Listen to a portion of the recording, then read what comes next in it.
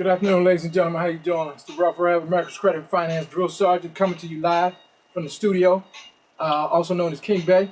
Hey, I'm coming to you today to go over a couple things. You know, we've been talking about cryptocurrency. We've been talking about Warren Buffett. We've been talking about a lot of advanced concepts. But what I realized is I thought about a young lady and her son that I recently spoke with.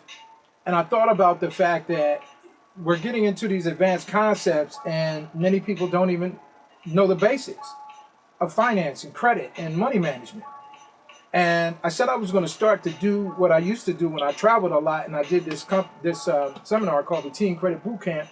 Said I'm going to start to do that once a week to give young people a solid foundation before you can even get into crypto and cryptocurrency and forex and all these different things. You make all this money, but then if you don't know how to manage it, you're going to blow it. And sometimes if you don't have money management skills and you get money, some people will be dead in a week because they have no self-control and discipline. So some of the first things we want to talk about today, I recently talked to a young lady, a friend of mine from upstate New York, who was telling me how she was so proud of her son, and her son was doing well. He was working full time. He decided not to go to college, and he was making good money, and he wanted to buy a car. And she was saying how excited she was that he had put $10,000 down on a car, $15,000 down on the car, and he had financed the other $15,000. And my first response was, well, why didn't he buy a house? She's like, well, he wanted to build his credit first, and this and that, and then. Well, I said, well, obviously, if he bought a $30,000 car, he probably had half decent credit. I said, if he didn't have credit at all, I could have showed you how in 45 days to get his credit to a 700, so he could buy a house. And we went back and forth a little bit, and I realized her eyes started to gloss over. And I was like, wow, you know, here's a 45-year-old woman, 47-year-old woman who's proud of her son, and she should be, but I realized that she couldn't teach her son a skill set that she didn't herself possess. And I thought about it, I was like, wow. I was like, I really need to pull it back in. I'm getting into crypto, I'm getting into forex, I'm doing all these other things, trying to get people to have these advanced concepts, multi-unit properties and apartment buildings and strip malls. Skrrr! Wait a minute. We got to get the basics down first. So one of the first things we want to talk about today is assets and liabilities. Assets and liabilities. Most people have things that they think are assets and they're not. Cell phone is not an asset unless you're using it to operate a small business and it's making money, whereby it's paying for itself. Otherwise, an asset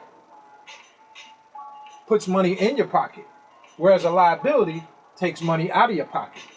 Most people run into financial problems today because they have liabilities that they think are assets, like a big fancy home. I've had a couple of them, and I thought they were assets until the economy got bad, and that asset became like a noose around my neck that was hanging me. $3,000 a month ain't no joke when money's tight. You know, you miss 2 or 3 months, you're dead in the water. So most people think their homes are assets. They're not. They're the bank's asset. Because on the bank books, they show up as an asset, but in your financial book, it shows up as a liability. Robert Kiyosaki talked about how his father went to his accountant and he said, I'm making all this money, and what can I do? And the guy says, buy a bigger house. So you have a bigger tax write-off. Yeah, but then you have a bigger mortgage. You have bigger responsibilities and bigger debts. So on one hand, yes, but on the other hand, you have to have some financial strategy about what you're doing, is the point I'm making. So be clear. Fancy watches, nice cars, you know, these are all things we love, right? Have the new Z28 or whatever. These are all things that we love, right? I like nice things, but I'm cheap about how I buy them. Buy them secondhand, used, thrift sales, auctions. And see, the thing is, if you buy something and you use it for 2 years and then you sell it for more than you paid for it, it was an asset, but it was a liability, but you just turned it into an asset. So the key thing is be clear about what is an asset and what is a liability, because that's what financially makes or breaks a lot of people. It financially makes or breaks a lot of people. So be clear, asset puts money in your pocket, liability takes money out of your pocket. The wealthy acquire assets. Strip malls, cell phone stores, apartment buildings. It trips me out, these ball players. They constantly trip me out. It blows my mind that they'll spend 100 grand on a car, 200 grand, $500,000 on a car. Why not buy the dealership? Then you drive any car on the lot for free for a month. You get another one next month. You get it, and then you write it off. It's just financial intelligence, ladies and gentlemen. This is what I'm talking about. Before we can get into making this big money with crypto, and they're saying there's so many millionaires that's going to be made in crypto before the end of this year. I'm going to be one of them. But the key thing is, okay, now you got this knot. What do you do with it? You remember Queen Latifah and Jada Pinkett and Set It Off? Blah, blah, blah. They was in there. They was jacking people for cars and robbing banks and all that. And what did they do with the money? Took the money and put it up in the air conditioned vent. Nobody look here. Okay, now you got this money, and then you don't know what to do with it. And what happens is, their boss gets it, and he blows it, and then they kill him at the hotel, and they ass out, and they on the run. And then Cleo says, Jada Pinkett says to Queen Latifah, well, what'd you think we was gonna do? She said, rob another fucking bank. See, here again, you can make a move that brings you cash, but then if you don't know how to manage it, you're just going to constantly be in that scenario all over again where you make it and you blow it, and you make it and you blow it. And then you always this last minute hyperventilation, instead of calmly having a strategic plan where you know what to do with it, and then you make the money be like a little golden slave that goes to work for you. So don't buy the car, buy the dealership, apartment buildings. Now, the other thing is, not the last time we talked, but one of our previous videos, we talked about how one of the red flags that cryptocurrency was really, really becoming mainstream, and as much as the United States and the government and different entities have hated on it and come against it, closed down different exchanges and said it was terrorism, now they're retracting. They're retracting all those statements, and they've allowed banks now to hold your crypto, and JP Morgan has their own crypto, and all of a sudden now it's becoming mainstream. Well, Warren Buffett not only invested in crypto and gold, he recently invested multi-millions in one of the largest crypto exchanges from Canada. Now, this is another sign. He's pulled his money out of banks and American stocks, and he's going not just with crypto, but with the companies that are handling the crypto. So here again, Buffett does a little things differently. You buy stock, right? Buffett buys enough stock that he buys a controlling interest in the company. So now he owns not just the stock, he owns the company. He knows when you see him buy the company, now you're going to go buy the stock, and the stock's going to do what? So this is the same game he's playing now with crypto. But he's smart because he knows the dollar's doing this, American corporations are doing this, people are laying off, companies are downsizing. New York City is going to be like a ghost town in a minute because everybody's trying to escape the high rents. They're trying to escape being cooped up in an apartment all day. The air conditioning goes off. All of a sudden now, and the cost of living is so daggone high. So, because now people are working remotely, they don't need as much office space. They don't have to be in New York and pay the high rent. They can go in Jersey, and the same thing they were paying for a 2-bedroom apartment, they can have a 5-bedroom house with a yard and land in Monmouth County or Plainfield or wherever. So remember something. All of these advanced concepts are real, are exceptional, and they're good. But if we don't have the money management things nailed down first, it's just going to be an exercise in futility. And there's nothing more frustrating than making a lot of money and then losing it, because once you had this sweet taste of success, you really, really, really, you don't want to go back to not having. And it's extremely frustrating. So let's talk about this real quick too. We know the wealthy acquire assets. Now everybody's all up in arms about voting. And we gotta vote for Biden because Trump is this. And Biden says if you don't vote for me, you're not black, and all this craziness. First of all, I didn't choose either of these fools. So how do we arrive at these two fools that we got to pick from? But what you need to realize is neither one of them is going to change your life. While what they do or may not do may or may not affect you to a slight degree, but ultimately, who has the power is you. And when I say you need to vote with your dollars, fuck Biden and Trump. Excuse my French. You need to cast a vote for you. Look, understand something. Look, every time you take your wallet out and you get your money, 100, 20, 40, 60, 80, 200, right? Anytime you take this money out at a store, you're casting a vote. This says who you are voting for, who you want to be wealthy, who you want to be successful, who you want to be on top, and who you want to be on the bottom. Every time you take a 20 into that carryout with these foreigners that you know don't love you, and they're very condescending to you, and they talk down to you, they're in your neighborhoods, and they abuse you, but you take your dollar and you hand it to him, you make a vote on his behalf towards his wealth and his success. Every time you spend a dollar, you're casting a vote. Who you voting for? You voting for Cavassier? You voting for Mercedes, BMW? Maybe you voting for Hennessy. Oh, you voting for Donna Karen? You voting for Gucci? You voting for Fendi? Who you voting for? You need to cast a vote for you. Every time you spend a dollar, you're casting a vote either for yourself or against yourself. This shit is real. This is why I said, let me put a pause on all the crypto and all these other advanced concepts, and let me go back to basics, because these people still haven't got it. They'll get all this money and they'll go cast a vote for somebody else's success. Walmart and Macy's and Nordstrom's and all these people, these are families that are already rich. They're stupid wealthy. You need to learn to cast a vote for you. Who's voting for you?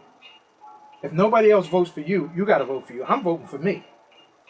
Now, I told you, I didn't just land at this level of knowledge all out of nothing. I made mistakes. I fell down. I did the video on how I get frustrated when they didn't approve me for the house, and I go get a car, and constantly I could get a car like that, but they didn't want me to have an asset that was going to put money in my pocket.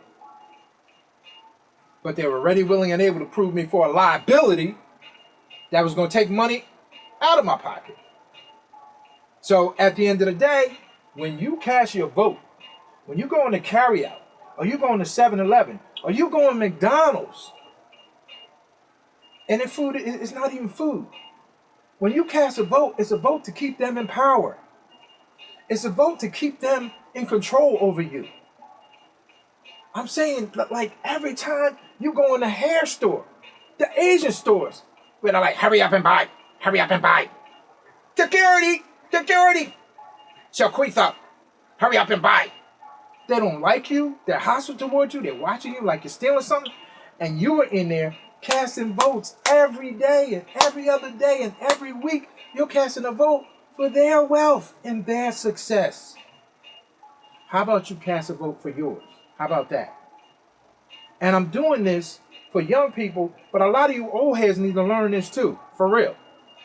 A lot of old heads really need to get this right, because at the end of the day, this is why I had this situation with this mother who was so proud of her son that he had put down $10,000, $15,000. When I'm like, he could have bought a $100,000 apartment building, lived in the top, rented out the bottom. He could have had a $750 a month mortgage. He could have rented the 2-bedroom apartment downstairs for $1,000. And he'd been upstairs for free, making $200 and some on top of it, getting paid. So at the end of the day, I'm like, I got to go back and even teach some of these adults because they don't even have the skill sets to lead their children that are getting into all this advanced stuff. Because everybody's talking about, and I love what I see. I love it. I love it. I love it. I love it. I see Angel Rich doing big things. Do your thing, girl. I see Wall Street Trapper doing his things. I see the other brother that I talked about. He's got a finance app coming out. It's wonderful. It's beautiful. It's magnificent. It's a beautiful tapestry that we're weaving this beautiful thing together. But I got an integral part of this shit. I got my 2 cents I got to put in, because if we don't get the management of these assets and resources correct, we're just going to blow it. Or we'll do some things that are counterproductive to our own life and our own welfare. So my perspective is this. Cast a vote for you. We realize what's happening with crypto. We realize what's happening with Forex, all these different things, multi-income property investing. It's fantastic. But if all you do is take the money and go shopping, it's like I had buddies back in the day who every time they close a real estate deal, they go down to Georgetown, buy linen, buy clothes, get a car. Like, okay, and then what? And then what? And then blow the money, and now you got to go chase another deal. See these guys on the real estate shows, they're always chasing another deal. Why? Because they have high consumption habits. We have to learn to be very conservative. I like nice things. I love nice things. But I'm real cheap about how I get it. I buy slightly used things. Previously owned things for myself. I buy new stuff for other people for gift, but I don't buy anything new for me. I looked up one day, had on this fly outfit. Everybody was giving me compliments. Man, I had got almost everything I had on. I had gotten from one I had got from the thrift store, another one, a leather jacket I had got from an estate sale. Like, I had on some fly shit. Everybody's like, yo, you spend a lot of... I'm like, no.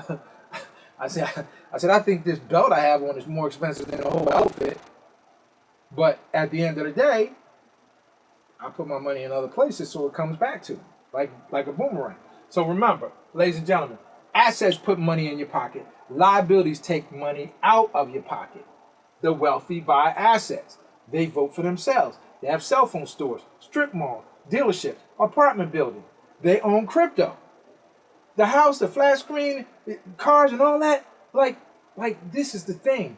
If that young lady had allowed me to lead and guide her son, I would have showed her son how he could have put $10,000 down on a 2-unit apartment building, right?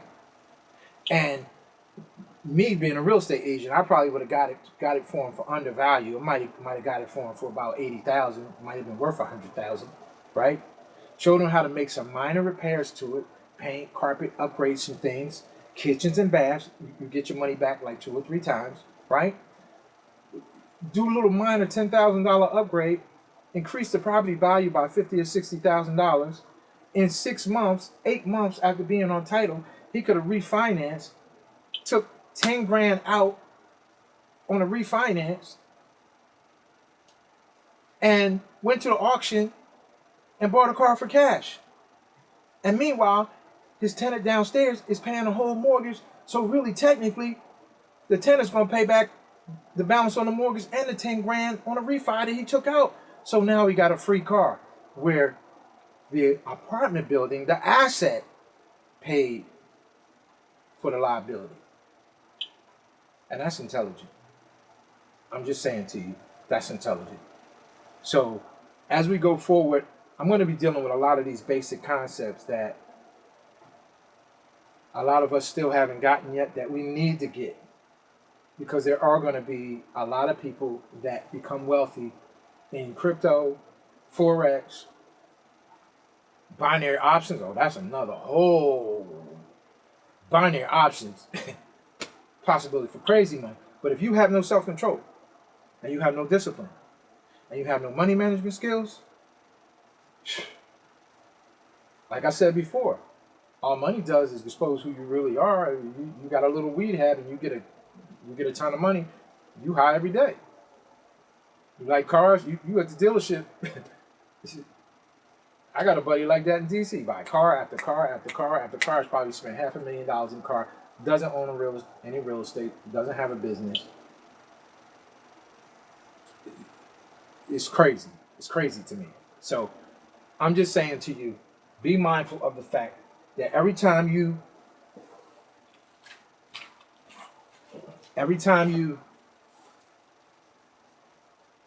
throw one of these up in the club, or you throw one of these across the counter to the guy to carry out, or give one to the lady at Walmart, or give one to the guy at the liquor store when you're paying for your bottle of Hennessy,